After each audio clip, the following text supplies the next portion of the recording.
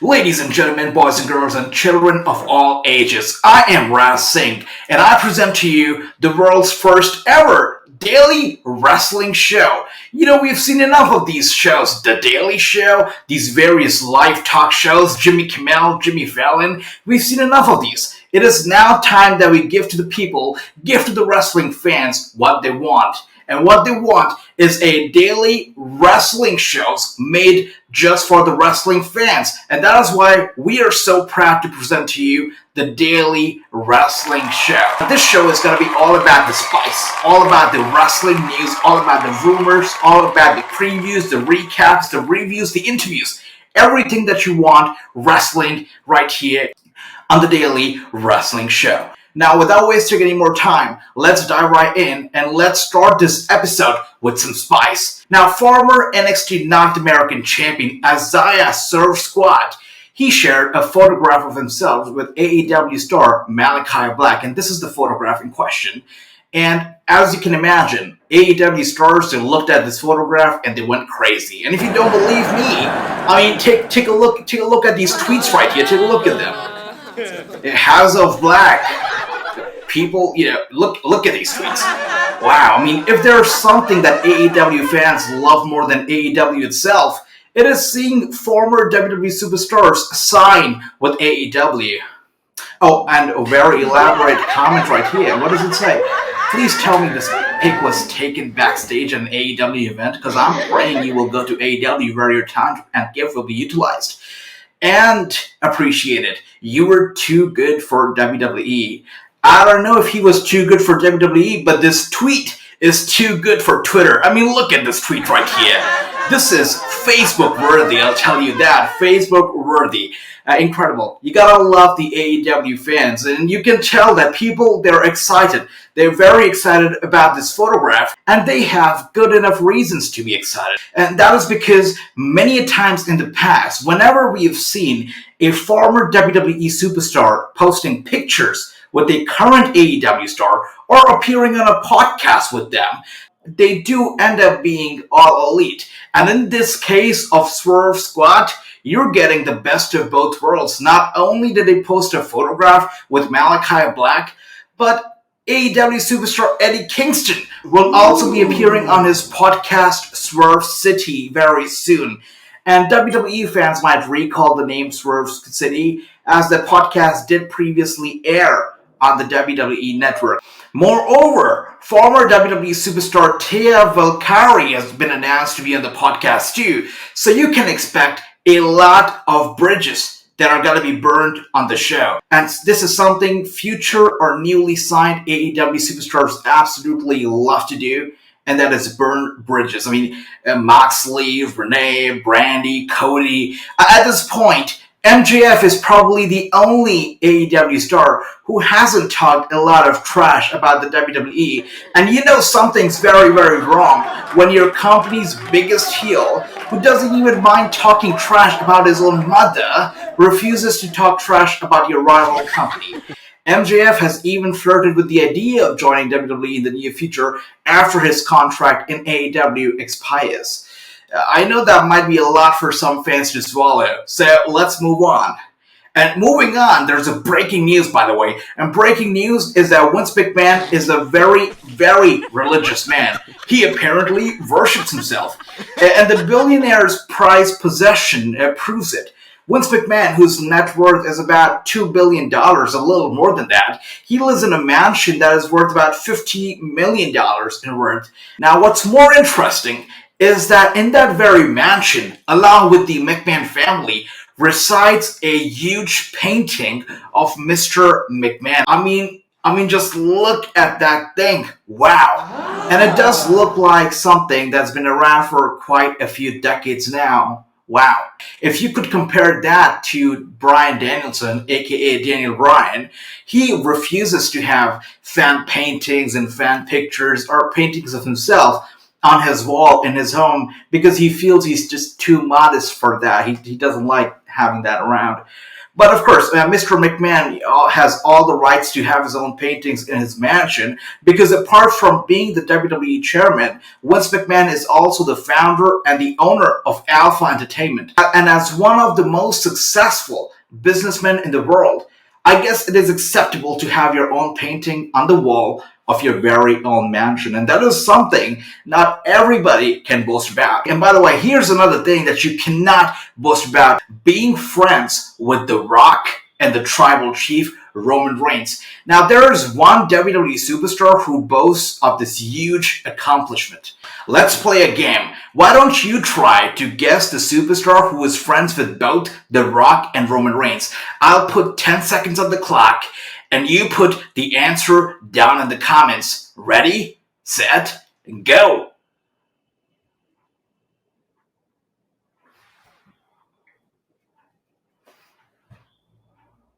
All right, time's up, time's up.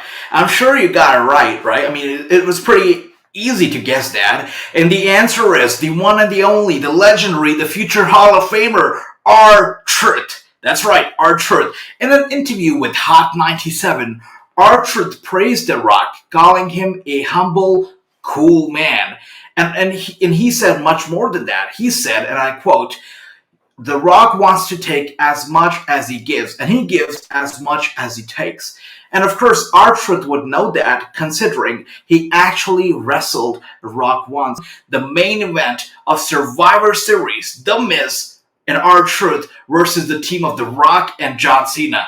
And the tagline for that match was "Never before, never again."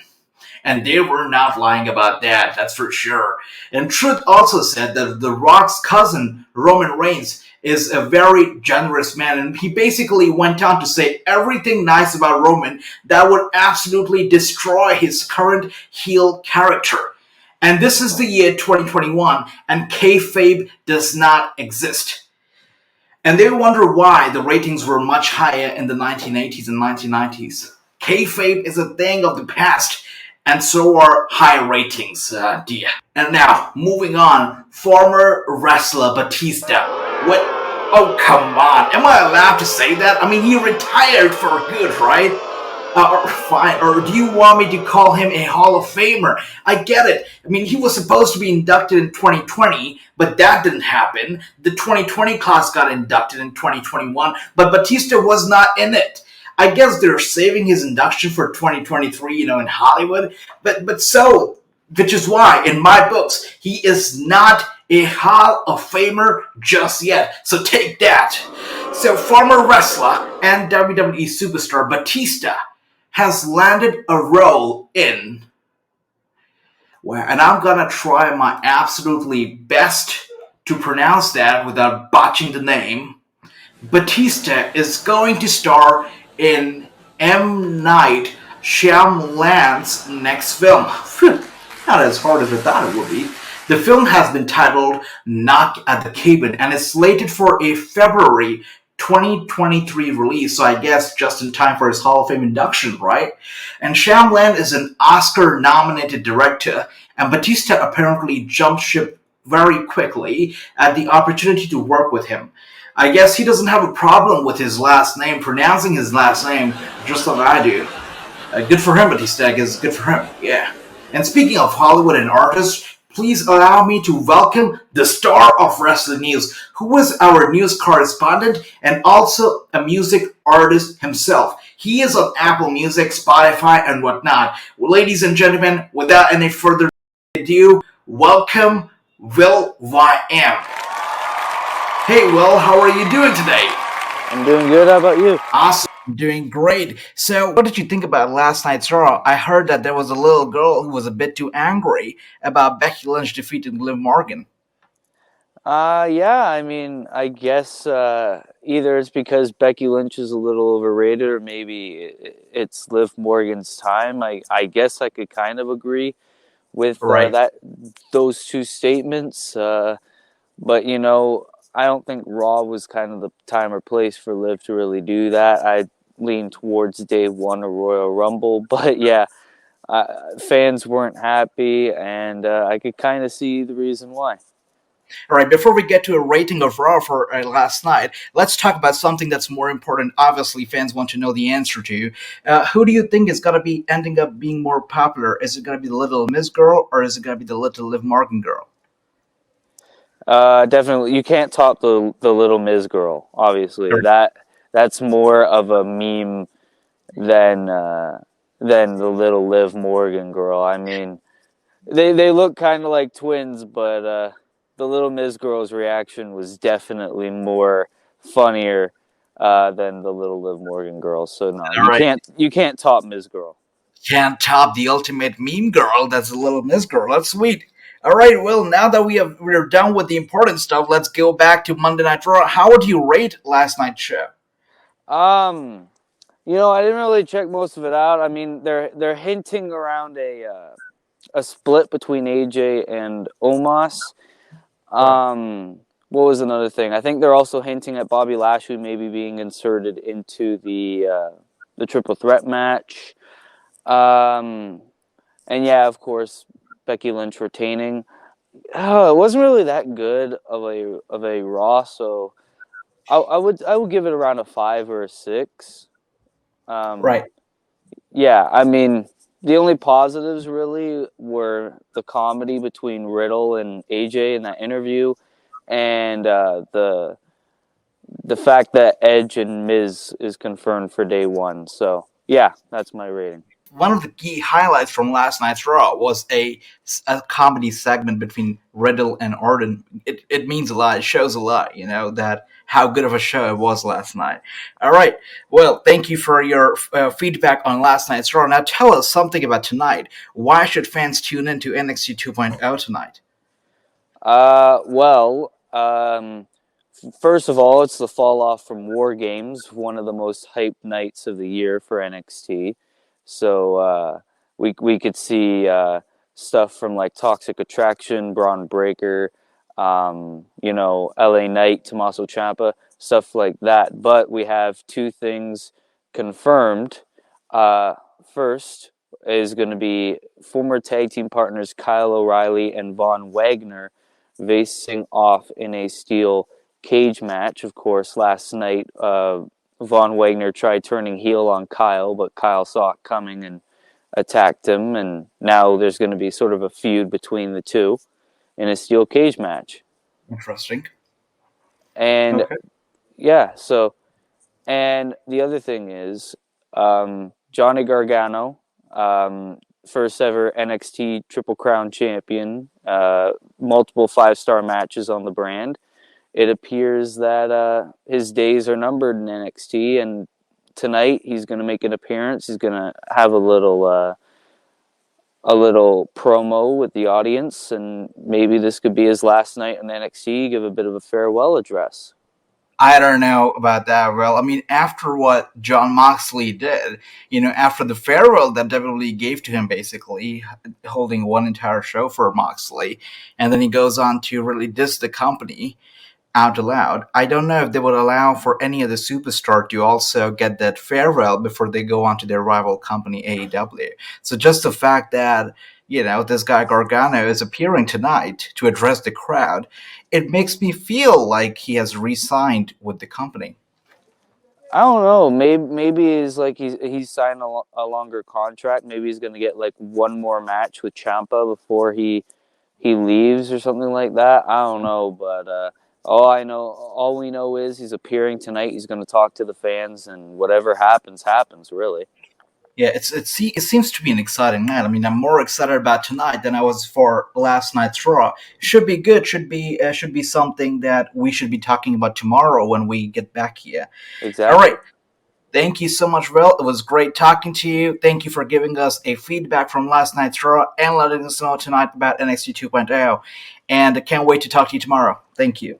Yep. Thank you. And today, December 7th, is not only the day of NXT 2.0, but many wrestlers are also celebrating their birthday today. And let's take a look at each of them. The late, great Rick Rude would have turned 63 today. Sunny, yeah, the infamous Sunny, she turns 49 today. ACH turns 34 today. I mean, the guy is in his peak and go long, long ways. I know what you're thinking. Is he a true? Yeah, I get it. I get it. I mean, he's just another very gifted star who has worked for the likes of ROH, CZW, MLW, NJPW, and yes, also the WWE under the name of Jordan Miles. I promise he did. Look it up. And lastly, today is also the birthday of John Moxley, formerly known as Dean Ambrose. He turns 36 today. And while this should bring us to the end of today's episode, I still have some news left in the tank. SpiderMan No Way Home hits theaters in just 10 days, and I know this is a wrestling show, but it's Doc Ock, Green Goblin, Tobey Maguire, they are all coming back, and I cannot not talk about it. I'm fanboying out every single day. Spider-Man No Way Home hits cinemas on December 17th, and I can't wait. And I know that neither can you.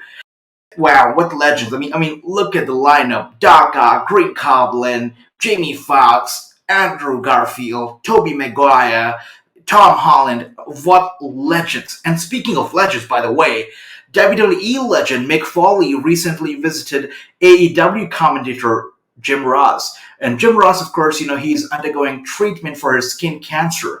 He began radiation for the condition on November 29th, 5 days after undergoing successful surgery to remove the cancer from his back. JR is still continuing to undergo the radiation treatment, and he is expected to return to AEW commentary desk on December 29th, right in time for New Year's. I wish JR the very best, and I cannot wait to see him back calling the action on AEW Dynamite. Now I know you want me to go on and tell you more wrestling stories, but guess what? This is our first episode, our very first try with something new, a brand new, and the first ever daily talk show. And I hope you enjoyed our first episode. If you did, and if you want us to return tomorrow with another one, hit the like button, hit the subscribe button, and share it with your friends. And comment, hell yes. This is Ras Singh, and I will see you very, very soon. Have a nice day.